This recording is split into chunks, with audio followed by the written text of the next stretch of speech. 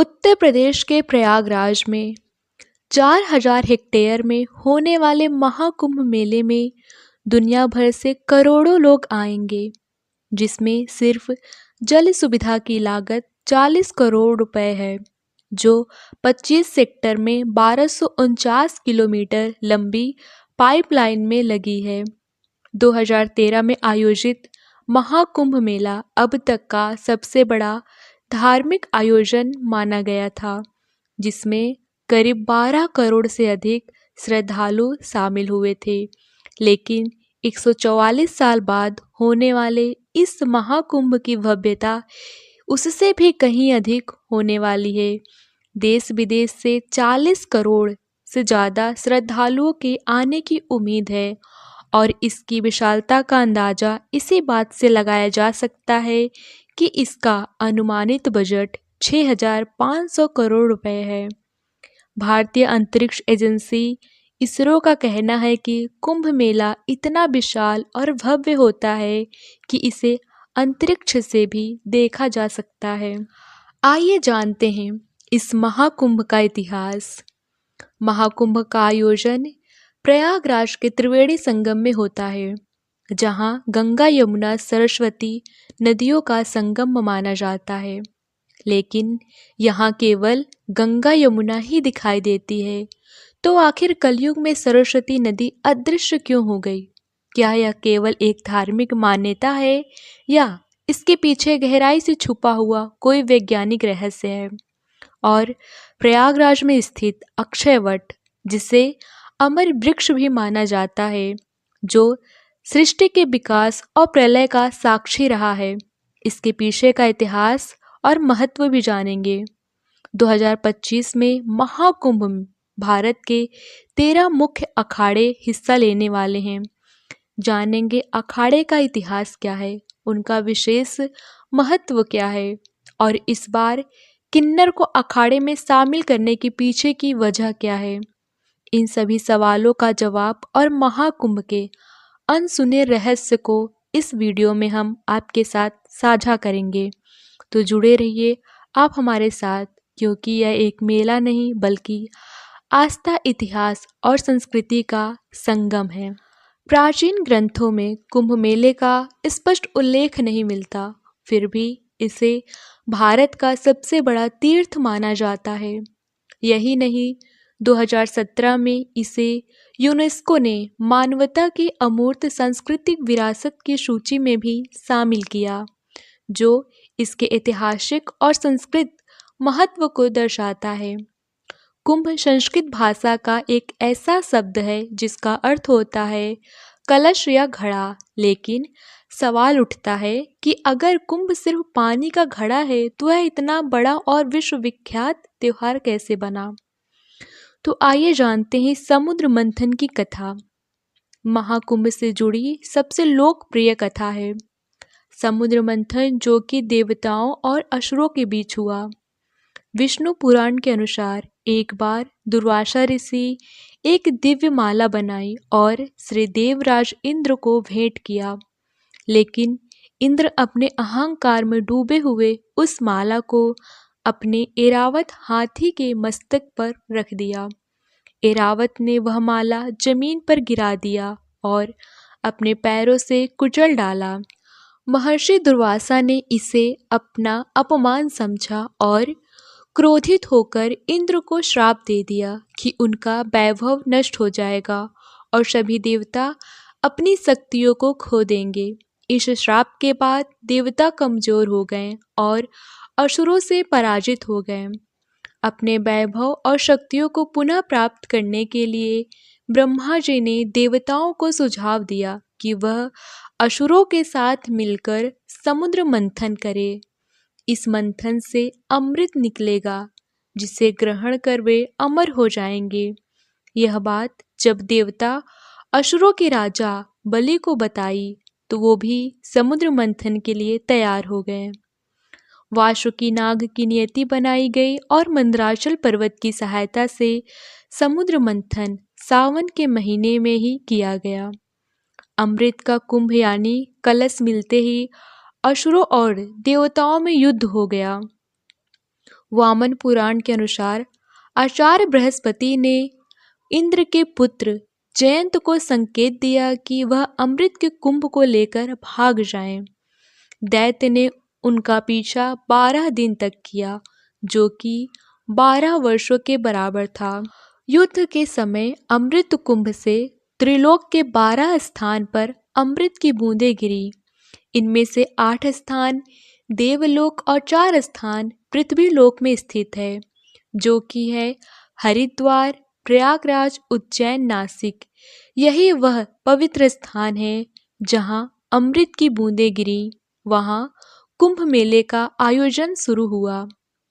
प्रयागराज में जहां महाकुंभ का आयोजन होता है, वहां गंगा और यमुना नदी का संगम तो साफ देखा जा सकता है, लेकिन सरस्वती नदी दिखाई नहीं देती। फिर भी इसे त्रिवेणी संगम कहा जाता है। अब सवाल यह उठता है कि सरस्वती नदी अदृश्य क्यों हो गई? इसके पीछे की वजह जानने के लिए हमें इतिहास और पौराणिक कथाओं में झांकना होगा। महाभारत के शल्य पर्व सरस्वती नाम से 7 नदियों का उल्लेख मिलता है। श्रीमद् भागवत कथा में सरस्वती नदी का प्रवाह और उसके स्थानांतरण के एक रोचक कथा का वर्णन है। पुराणों के अनुसार प्राचीन काल में सरस्वती नदी स्वर्ण भूमि में बहा करती थी। कालांतर में इस भूमि का नाम स्वर्ण राष्ट्र हो गया। धीरे धीरे यह सौराष्ट्र कहलाने लगा। उस समय सौराष्ट्र का क्षेत्र प्राचीन मारवाड़ तक फैला हुआ था और सरस्वती नदी इसी भूमि से प्रवाह होती थी। यहाँ नित्य सरस्वती की पूजा और अर्चना होती थी। लेकिन समय के साथ इस प्रदेश के लोग यवनों के संपर्क में आ गए और उनके आचार विचार को अपनाने लगे। इससे दुखी होकर सरस्वती ने ब्रह्मा जी से अनुमति मांगी और मारवाड़ एवं सौराष्ट्र छोड़कर प्रयाग में आकर वास करने लगी। कहा जाता है कि सरस्वती के यहाँ से चले जाने के बाद यह भूमि धीरे धीरे मरुस्थल में बदल गई और यही मरुस्थल आज राजस्थान के नाम से जाना जाता है। अब सवाल उठता है, कुंभ पर्व का स्वरूप एक त्योहार के रूप में कैसे विकसित हुआ? 14वीं शताब्दी के बाद तीर्थ यात्राओं और मेलों का चलन बढ़ा। यहाँ तक कि 19वीं सदी तक भी कहीं कुंभ मेलों का कोई जिक्र नहीं था। 1868 में ब्रिटिश अधिकारियों ने प्रयाग के माघ मेले की रिपोर्ट को ब्रिटिश सरकार को कुंभ माघ मेला के नाम से पेश किया। तभी से इस मेले को नासिक, हरिद्वार और उज्जैन में भी कुंभ नाम से प्रसिद्धि मिलने लगी। कुंभ मेला दुनिया का सबसे बड़े धार्मिक आयोजनों में से एक है। इसकी भव्यता और विशालता ऐसी है कि इसे अंतरिक्ष से भी देखा जा सकता है। साल 2019 में भारतीय अंतरिक्ष अनुसंधान यानी इसरो ने अपने कार्टोस 2 से उपग्रहों के जरिए कुंभ मेले की तस्वीरें खींची थी। इन अद्भुत तस्वीरें में त्रिवेणी संगम की पवित्रता और नया यमुना पुल की सुंदरता साफ साफ दिखाई दे रही थी। यह नज़ारा न केवल आस्था का प्रतीक है, बल्कि यह भारत की संस्कृति और धार्मिक एकता की एक झलक भी दिखाता है। महाकुंभ में स्नान का क्रम बहुत पवित्र और अनुशासित होता है। सबसे पहले नागा साधु स्नान करते हैं, फिर संत समाज और उसके बाद गृहस्थ लोग संगम में स्नान करते हैं। नागा साधु भारतीय आध्यात्मिकता और संस्कृति का एक रहस्यमय और रोचक पहलू है। उनके बारे में जानना हमारी प्राचीन परंपराओं और अध्यात्म को समझने के लिए बेहद जरूरी है। भस्म से रंगा नग्न शरीर, लंबी जटाएं, हाथ में कमंडल लिए नागा साधु, जिनकी उपस्थिति अपने आप में एक रहस्य है। यह साधु अपना और अपने परिवार का पिंडदान स्वयं करते हैं, जिससे बिजवान कहा जाता है। आम दिनों में यह कहाँ रहते हैं, क्या खाते हैं, क्या कोई जानता है? परंतु कुंभ के शाही स्नान में यह मोक्ष प्राप्ति के लिए डुबकी लगाते हैं, जो कि उनके जीवन का एकमात्र लक्ष्य है। सदियों से भारतीय संस्कृति और धर्म पर संकट के बादल मंडराते आए हैं। 14वीं से 16वीं शताब्दी तक, समय जब मुगल आक्रमणकारी भारत की संस्कृति और धर्म पर वार कर रहे थे, तब धर्म खतरे में था। उस समय नागा साधुओं ने धर्म और संस्कृति की रक्षा में अहम भूमिका निभाई। ये साधु केवल शस्त्र ही नहीं, अस्त्र विद्या में भी निपुण हैं और धर्म की रक्षा के लिए अपना जीवन तक न्यौछावर करने को तैयार रहते हैं। अब बात करते हैं अखाड़ों की। अखाड़ा का अर्थ है एक ऐसा समुदाय जो धार्मिक, आध्यात्मिक और सामाजिक कार्यों में सक्रिय होता है। ये अखाड़े सनातन धर्म के संतों और सन्यासियों के संगठन हैं, जिनका उद्देश्य वेद, उपनिषद और धार्मिक अनुशासन का पालन करते हुए धर्म और संस्कृति का संवर्धन करना। अखाड़े का संचालन एक 5 सदस्य समिति करती है, जिसमें ब्रह्मा, विष्णु, शिव, गणेश और शक्ति के प्रतीक शामिल होते हैं। यह परंपरा धर्म और संस्कृति को संगठित रूप में बनाए रखने का माध्यम है। महाकुंभ मेला हिंदू धर्म में अत्यधिक महत्व रखता है, जिसमें भारत के अलग अलग अखाड़े शक्ति प्रदर्शन, धार्मिक चिंतन और भक्ति का अनुष्ठान करते हैं। महाकुंभ में 13 प्रमुख अखाड़े हैं, जिन्हें मुख्य रूप से 3 श्रेणियों में बांटा गया है। पहला है शैव अखाड़ा, जो भगवान शिव की उपासना करने वाले सन्यासियों का समुदाय है। इनमें शामिल है जूना अखाड़ा, निरंजनी अखाड़ा, महानिर्वाणी अखाड़ा, अटल अखाड़ा, आनंद अखाड़ा, आवाहन अखाड़ा और अग्नि अखाड़ा। दूसरा है वैष्णव अखाड़ा, जो भगवान विष्णु और उनके अवतारों की आराधना करते हैं। इनमें 3 अखाड़े आते हैं। पहला है निर्वाणी अखाड़ा, दिगंबर अखाड़ा और निर्मोही अखाड़ा। तीसरा है उदासीन अखाड़ा, जो निर्गुण भक्ति और वेदांत के अध्ययन में लीन रहते हैं। इसमें शामिल है उदासीन अखाड़ा और निर्मल अखाड़ा। ये अखाड़े भारतीय आध्यात्मिक और संत परंपराओं के गहरे प्रतीक हैं और महाकुंभ को एक विशेष आध्यात्मिक अनुभव बनाते हैं।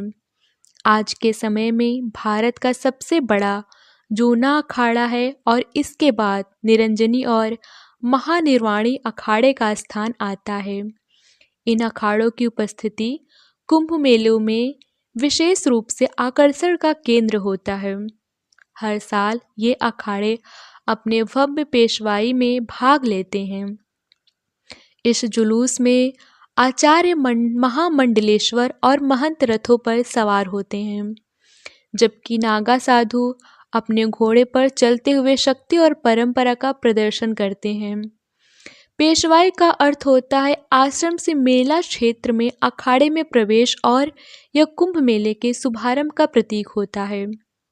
हालांकि इस बार कुंभ मेले में दोनों अनुष्ठान यथावत रहेंगे, लेकिन उनके नाम बदल दिए गए हैं। अब शाही स्नान को राजश्री स्नान या कुंभ अमृत स्नान के नाम से जाना जाएगा और पेशवाई का नया नाम कुंभ मेला छावनी प्रवेश यात्रा रखा गया है। इन परिवर्तनों के साथ कुंभ मेले की परंपराओं और अपनी आधुनिक पहचान और गरिमा बनाए रखते हुए जारी रहेंगे। अब बात करते हैं उस अक्षय वट की, जिसे अमरनाथ वृक्ष भी कहते हैं। पौराणिक कथाओं के अनुसार प्रयाग में स्नान के बाद जब तक अक्षय वट का पूजा एवं दर्शन नहीं किया जाता, तब तक पूर्ण लाभ नहीं मिलता। यह दिव्य वृक्ष प्रयागराज के मुगल सम्राट अकबर के किले के अंदर पतालपुरी मंदिर में स्थित है और इसे सबसे प्राचीन मंदिरों में से एक माना जाता है। अक्षय वट का उल्लेख पुराणों में भी मिलता है। यह सृष्टि के विकास और प्रलय का साक्षी रहा है। इसके नाम से ही स्पष्ट होता है कि इसका कभी नाश नहीं होता। मान्यता है कि माता सीता ने इसे आशीर्वाद दिया था कि प्रलय के समय जब सब कुछ नष्ट हो जाएगा तब भी यह वृक्ष हरा भरा रहेगा। कहा जाता है कि बाल रूप में ही श्री कृष्ण इसी वट वृक्ष पर विराजमान हो गए थे। बाल मुकुंद रूप में श्री हरे इस पवित्र वृक्ष के पत्ते पर शयन करते थे। इसका उल्लेख कालिदास के रघुवंश और चीनी यात्री वेन-सांग के यात्रा के विवरण में भी मिलता है। शालिग्राम श्रीवास्तव की पुस्तक प्रयाग प्रदीप में भी अक्षय वट का जिक्र है। वेन-सांग ने अपने विवरण में लिखा है कि प्रयागराज में एक देव मंदिर है जिसमें आंगन में एक विशाल वट वृक्ष है जिसकी शाखाएं और पत्तियां दूर दूर तक फैली हैं। पौराणिक कथाओं और ऐतिहासिक प्रमाणों के अनुसार मोक्ष प्राप्ति के लिए श्रद्धालु इस वट की ऊंची डालों से कूद जाया करते थे, लेकिन मुगल शासकों ने इस परंपरा को खत्म कर दिया और आम तीर्थयात्रियों के लिए भी अक्षय वट के दर्शन पर प्रतिबंध लगा दिया। महाकुंभ 2025 आस्था, परंपरा और भक्ति का यह महासंगम एक बार फिर इतिहास रचने वाला है। अब जानते हैं कुंभ कितने प्रकार के होते हैं और इसका आयोजन किस आधार पर किया जाता है। सबसे पहले आता है महाकुंभ मेला। समस्त कुंभ मेलों में सबसे श्रेष्ठ महाकुंभ है। इसकी सबसे बड़ी खासियत यह है कि यह मेला 2 सदियों में केवल एक बार आयोजित होता है। महाकुंभ का आयोजन 144 वर्षों बाद प्रयागराज में किया जाता है। जब प्रयाग की पावन धरती 12 पूर्ण कुंभ पूरे हो जाते हैं तब त्रिवेणी के तट पर महाकुंभ का भव्य आयोजन होता है। दूसरा है पूर्ण कुंभ मेला। पूर्ण कुंभ मेला हर 12 साल में एक बार आयोजित होता है। यह भारत के 4 पवित्र स्थानों प्रयागराज, हरिद्वार, नासिक और उज्जैन में मनाया जाता है। हर 12 साल के अंतराल पर इन चारों स्थलों पर कुंभ मेलों का आयोजन किया जाता है, जहां श्रद्धालु पवित्र नदियों में स्नान करते हैं। तीसरा है अर्ध कुंभ मेला। कुंभ मेले के विपरीत अर्ध कुंभ है, 6 साल के बाद मनाया जाता है। इसका आयोजन केवल 2 स्थानों प्रयागराज और हरिद्वार में होता है। अर्ध का अर्थ होता है आधा, इसलिए कुंभ मेले के बीच के आयोजन के रूप में देखा जाता है। और आखिरी है कुंभ मेला। कुंभ मेला का आयोजन भारत के 4 प्रमुख स्थलों पर होता है, हरिद्वार, नासिक, उज्जैन और प्रयागराज। इस दौरान श्रद्धालु गंगा, गोदावरी और क्षिप्रा नदियों में आस्था की डुबकी लगाते हैं। प्रयागराज में संगम में स्नान का विशेष महत्व होता है।